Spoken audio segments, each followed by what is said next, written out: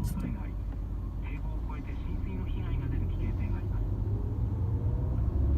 台風の接近に伴い、西日本と東日本、北日本では急激に雨が強まって猛烈な雨が降る恐れがあります。明日夕方までの24時間に降る雨の量は、いずれも多いところで近畿、東海、関東甲信で300ミリ、北陸で250ミリ、四国で200ミリ、東北で180ミリ、中国地方と北海道で150ミリと予想されています。気象庁は暴風や高波、高潮のほか、土砂災害や川の氾濫、低い土地の浸水に厳重に警戒するとともに、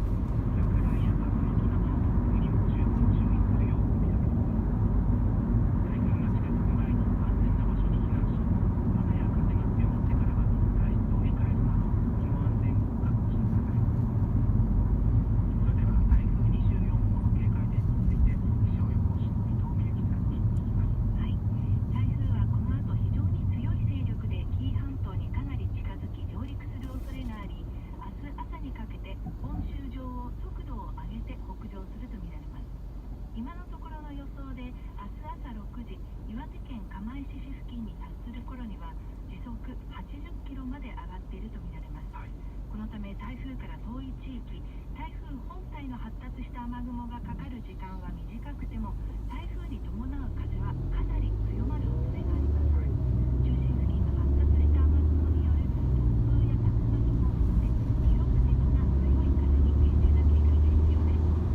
四国、近畿、東海で予想される最大瞬間風速60メートルは電柱などが倒れ、復旧までにかなり時間がかかる停電が発生する恐れがあります。今のうちにお風呂に水を張っておいたり、充電や電池を確認し、近くに筒や避難地まで引いたのを置いておくようにしてください。屋内でも風圧や何かが飛んできてガラスが割れる恐れもあるので、カーテンや雨戸は閉めて窓を塞ぐようにしてください。また、台風から遠い関東や東北、北海道も夜中に急に雨風が強まる恐れがありますので、火の取り扱いになる前に備えを進めてください。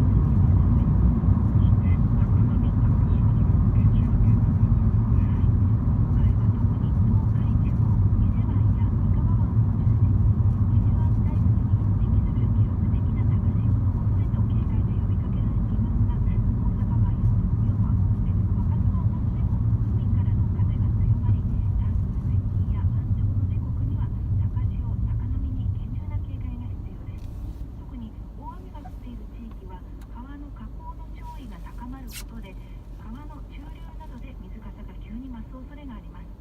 これまで高潮や高波の被害がなかった沿岸部や海から遠い地域でも浸水や冠水に備え、早めに高台や建物の2階以上に移動するようになさってください。そして雨についてですが、台風の中心近くでは非常に激しい雨が降っていますね。はい、現在西は愛媛県や